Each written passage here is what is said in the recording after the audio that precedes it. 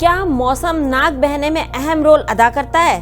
जी देखिए, इसके लिए वाइटल फोर्स बढ़ाने की जरूरत है। जीवनी शक्ति बढ़ाइए। जो बंदा बिल्कुल नहीं निकलेगा, अंदर ब्लोवर, हीटर, वार्मर सब चल रहा है, बहुत सारे आपने कपड़े पहने, आपने कभी हवा खाई नहीं, दम से निकल जाएंगे, तो बिल्कुल मौसम का इफेक्ट पड़ेगा। जिस माहौल में आप रहेंगे, जिस माहौल को आप एडॉप्ट करेंगे, आपका शरीर वही माहौल झेल पाएगा। कि नाक का इलाज पैरों में ढूंढिए, नाक पर नहीं। परेशान कर देते हैं नाक को। विक्स भी लगाएंगे, स्टीम भी खूब ले लेंगे, ड्राई हो जाएगा एकदम। इस तरीके का काम ना करें।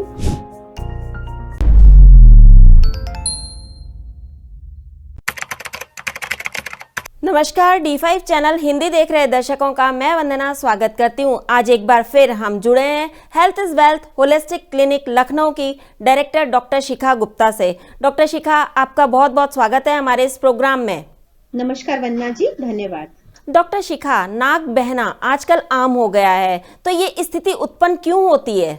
जी देखिए, नाक हमारे शरीर में एक सुरक्षा कवच की तरह काम करता है। जितनी भी ब्रेथ हम लेते हैं, उसमें जितने कीटाणु हैं, टॉक्सिन्स हैं, वायरसेस हैं, बैक्टीरियाज हैं, उन सब के लिए हमारी प्रकृति ने कितना अच्छा सुरक्षा कवच दिया हुआ है हमें। तो उस सुरक्षा कवच में अगर कमी आएगी, सेंसिटिविटी कम होगी, तो वो वहीं पे प्रॉब्लम करेगा। तो एक वो फ्रेंडली है, हमारा मित्र है, तो वो सुरक्षा कवच की तरह है। वो कीटाणुओं को, टॉक्सिन्स को रोकने का काम करता है। हमारी नॉस्ट्रिल में इसीलिए अंदर की तरफ हल्के हल्के हेयर्स हैं, बाल हैं, जो उनको ट्रैप करके वहीं के वहीं रोक देते हैं। तो इसके लिए हमें पहले तो थैंकफुल होना पड़ेगा कि कोई भी वायरस, कीटाणु, बैक्टीरिया, जर्म्स वो किसी भी तरह अंदर नहीं जा सकते। ठीक है, तो उसके एवज में श्लेष्मा जो निकलता है वो हमारे लिए गुड है, अच्छा है, हेल्दी है, और वो होना चाहिए क्योंकि वो वहीं पे रुक रहा है। आपका अंदर जर्म्स और कीटाणु नहीं जा रहे हैं, तो आप बड़ी बीमारियों से बचे हुए हैं। तो आप उसके लिए थैंकफुल होइए और उसे अपना दोस्त मानिए पहले तो। क्या मौसम नाक बहने में अहम रोल अदा करता है? जी देखिए, इसके लिए वाइटल फोर्स बढ़ाने की जरूरत है। जीवनी शक्ति बढ़ाइए। जो बंदा बिल्कुल नहीं निकलेगा, अंदर ब्लोवर, हीटर, वार्मर सब चल रहा है, बहुत सारे आपने कपड़े पहने, आपने कभी हवा खाई नहीं, दम से निकल जाएंगे, तो बिल्कुल मौसम का इफेक्ट पड़ेगा। आप रोज थोड़ा थोड़ा एक्सपोजर दीजिए अपने शरीर को। तो स्ट्रगल फॉर एग्जिस्टेंस, जिस माहौल में आप रहेंगे, जिस माहौल को आप एडॉप्ट करेंगे, आपका शरीर वही माहौल झेल पाएगा। तो अगर आप बहुत सेंसिटिविटी के साथ, बहुत अपने आप को कवर्ड करके रहते हैं, तो बेशक आपको थोड़ी बहुत प्रॉब्लम आएगी, और उसके लिए आपको तैयार रहना चाहिए। नाक बहने जैसी स्थिति में क्या परहेज करना बहुत जरूरी हो जाता है? जी, सबसे पहले तो देखिए, जैसे मैंने बताया कि कीटाणुओं को, जर्म्स को अगर आपको हटाना है और आपको सब ठीक करना है उसको, तो आपके लिए स्टीम इनहेलेशन सबसे अच्छा विकल्प है।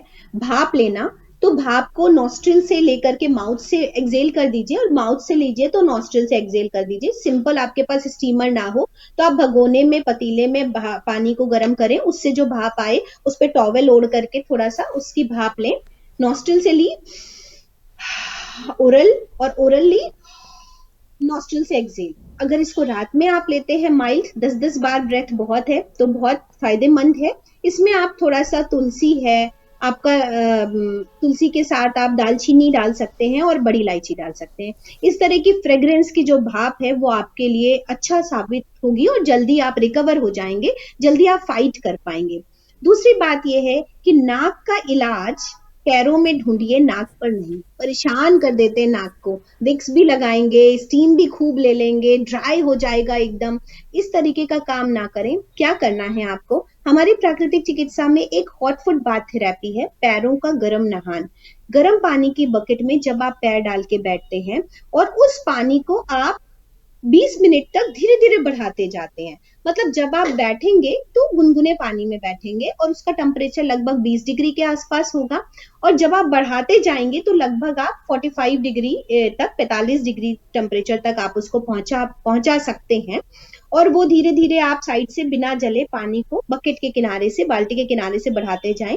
पानी में जब आप बैठेंगे तो पिंडलियों से थोड़ा नीचे ही पानी रहेगा, एंकल नॉट तक, और जब आप बढ़ाते जाएंगे तो पानी आपके घुटनों तक भी छूता हुआ आ जाएगा। शरीर के टेम्परेचर को मेंटेन रखने के लिए आप कोई भी एक कंबल अपने शरीर से और बाल्टी को कवर करता हुआ ओढ़ लें, जिससे उसकी गर्माहट आपके शरीर को मिले। क्या होगा इससे? पैरों को जब आप पानी में डालेंगे तो वैसोडाइलेशन होगा। पैरों की जो मांसपेशियां हैं, जो नसें हैं, आर्टरीज हैं, वेन्स हैं, जिनमें ब्लड बह रहा है, वो वैसोडाइलेशन होगा, फैल जाएंगी, और वैसोडाइलेशन होने से अपर बॉडी का जो कंजेशन है वो नीचे की तरफ फ्लो डाउन हो जाएगा, और हमारे वाइटल ऑर्गन्स तेजी से काम करने लगेंगे, जैसे हमारा किडनी है, लीवर है, लंग्स है और हमारी स्किन।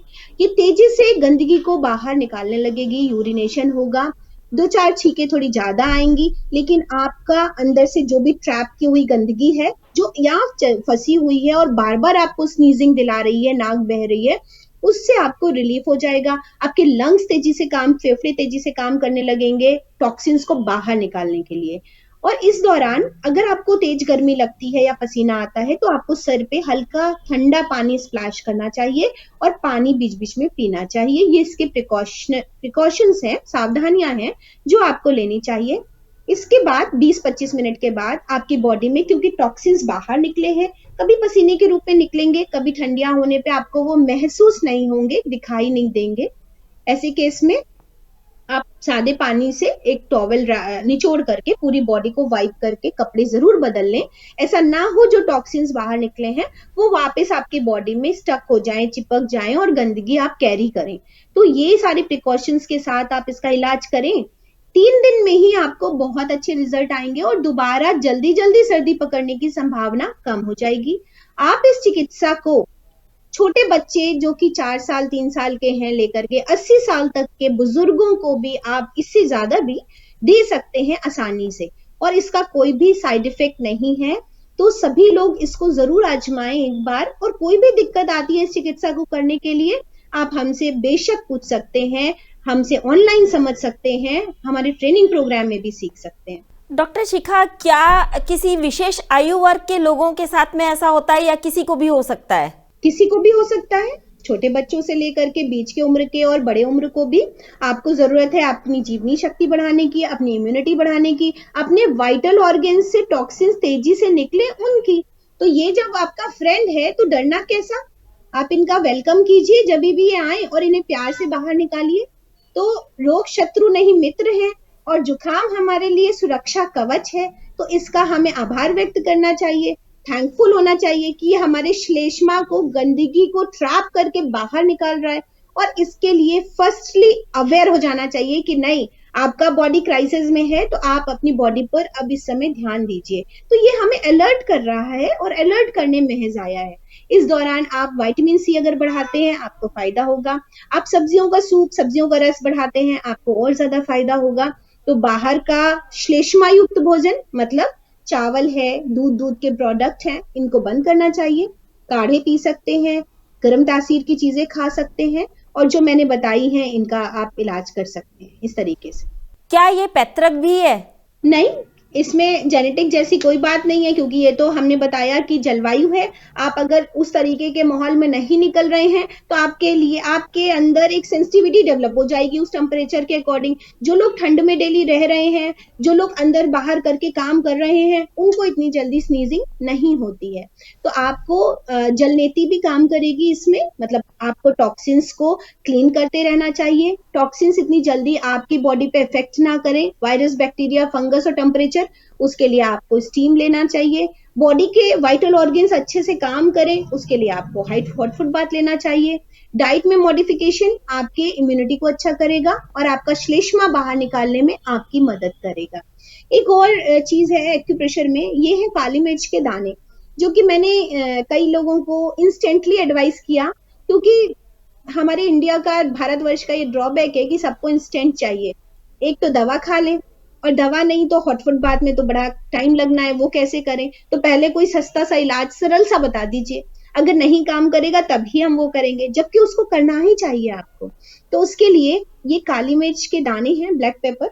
इसके लिए आपने एक ये पेपर टेप लिया, जो इफेक्टिव रेमेडी है, वो बता रही हूँ क्योंकि वो बहुत सारे लोगों को बताती हूँ मैं और उनको फायदा होता है। थंब पे ये आपका रिफ्लेक्शन है centre of the thumb. Centre of the thumb लगभग आपका नॉस्ट्रल का एरिया है, तो उस पे जैसे मैं ये पॉइंट लगा रही हूँ जिससे आपको दिखे, सो ये सेंटर ऑफ द थंब है। यहाँ पे आपने ये पेपर टेप लिया, उसको थोड़ा सा काटा और इस पे आपने ये एक ब्लैक पेपर लगाया, काली मिर्च का दाना, और इसको इस साइड से आपने यहाँ पे नॉस्ट्रिल के एरिया पे चिपका दिया। अब ये आपके दिन भर ऐसे लगा रहेगा और आप इसको प्रेशर भी दे सकते हैं थोड़ा थोड़ा करके दिन भर में। 4 to 6 आवर्स इसको लगा रहने दीजिए। दोनों हाथों में आप ये अप्लाई कर सकते हैं और फिर आप इसको थ्रो कर दें। तो 2-3 दिन आप इसको लगाएं, कभी कभी 5-6 घंटे में आपको बहुत ज्यादा आराम आता है। इसको प्रेशर भी देते रहना है और फिर इसको थ्रो कर दें, खाने में इस्तेमाल ना करें। कई बार ऐसा होता है कि लोगों की नाक बहती रहती है, छींकें आती रहती हैं, रुकती नहीं है, कई दिनों तक कंटिन्यूस ऐसा चलता है, तो उस स्थिति में क्या करना चाहिए?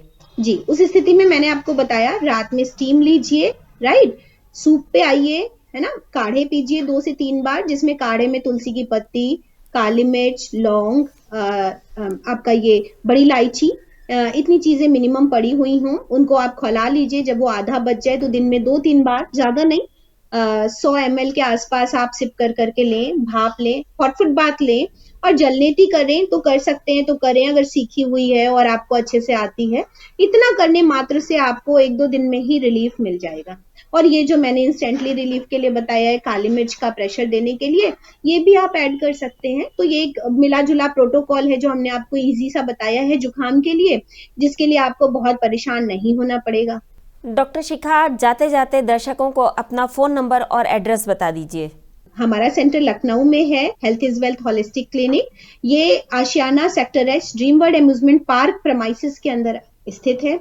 हमें आप यहाँ पर आकर चिकित्सा ले सकते हैं और हमारे नंबर पे कॉल करके अपॉइंटमेंट ले सकते हैं। ऑनलाइन भी आप समझ सकते हैं चिकित्सा विधियों को।